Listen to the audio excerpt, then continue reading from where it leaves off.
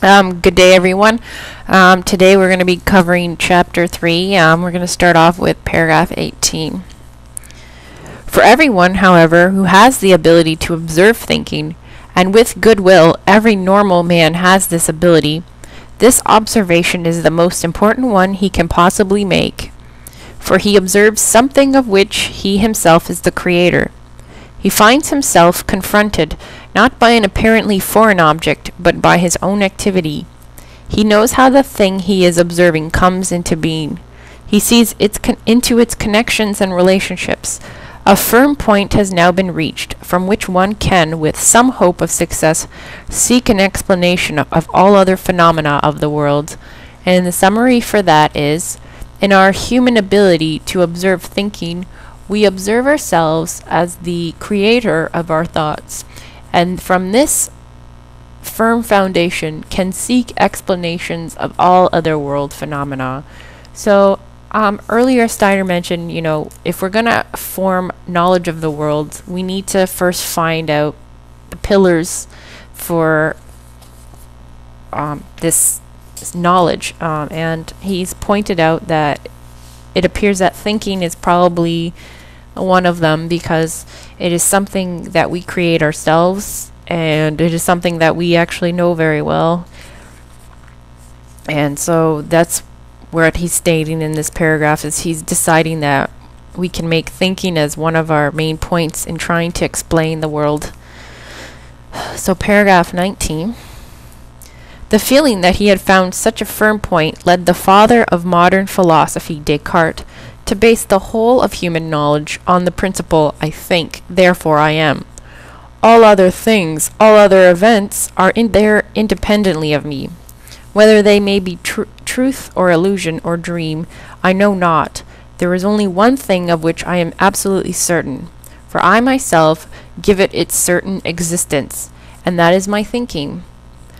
Whatever other origin it may ultimately have, may it come from God, or from elsewhere, of one thing I am certain, that it exists in the sense that I myself bring it forth. Descartes had, to begin with, no justification for giving his statement more meaning than this. All he had any right to assert was that within the whole world content, I apprehend myself in my thinking as in that activity which is most uniquely my own.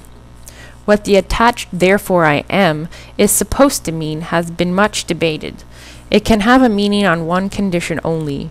The simplest assertion that I can make of a thing is that it exists. How this existence can further define in the case of any particular thing that appears on the horizon of my experience is at first sight impossible to say. Each object must first be studied in its relation to others before we can determine in what sense it can be said to exist. An experienced event may be a set of percepts, or it may be a dream, a hallucination, or something else. In short, I am unable to say in what sense it exists. I cannot gather this from the event in itself, but I shall find out when I consider the event in its relation to other things. But here again, I cannot know more than just how it stands in relation to these other things. My investigation touches firm ground only when I find an object which exists in a sense which I can derive from the object itself. But I am myself such an object, and that I think, for I give to my existence the definite self-determined content of the thinking activity. From here I can go on to ask whether other things exist in the same or in some other sense. And the summary for that is, it is only when I can find an object, the meaning of whose existence I can draw out of itself, because I am a thinker. I am such an object, and therefore I can proceed with my search. Then I can use this as firm ground to search. Then I can use this as firm ground to search further for the existence of other objects. The other version we have as a summary is, as a thinker, my existence is given meaning by the content of my thinking activity, and from this foundation I can proceed to ask whether other similar things exist. Actually, we have a bunch of summaries for that, so you can choose whatever makes you happy. The other summary is, as a thinker, my existence is given meaning by the content of my thinking activity. And from this foundation, I can proceed to ask whether other objects must first be studied to consider this sense it exists in relation to other things. I am myself such an object. My existence is endowed with the self-determined content of my thinking activity. Or, my search finds firm ground when I find an object, the meaning of whose existence I can draw out of myself. I can draw out of itself. As a thinker, I am myself such an object. I endow my existence with the definite self-reposing content of thinking activity. From there, I can now proceed to ask whether other things exist in the same or in a different sense. Alright, let me just go over that. He does say about the Descartes, I think, therefore I am. I mean, Descartes really didn't have anything. He shouldn't have asserted the therefore I am. What does that even mean? He just had the right to assert I think, as far as Steiner argues here.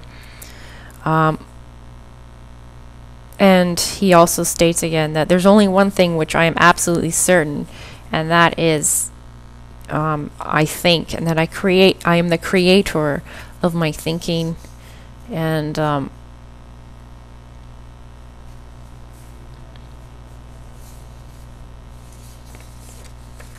it's through this thinking that we can understand things.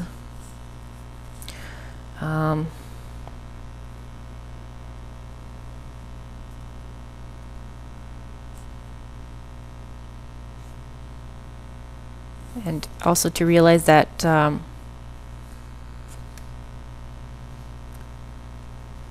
your thinking is an object that you can observe as well. So that's the main point in this section. I think I'm going to stop it here. I hope that's all clear. If you guys have any questions about things, I guess you can email me or post them or whatever. I'm pretty open to suggestions. So I hope this isn't too boring, because it is a little dry, and but it's really worth it. As I said before, it's really worth it in the end. So I really encourage people to summarize along with me this book, because it's really good for your thinking, to train yourself and to discipline yourself. So I will see you all next time. Goodbye!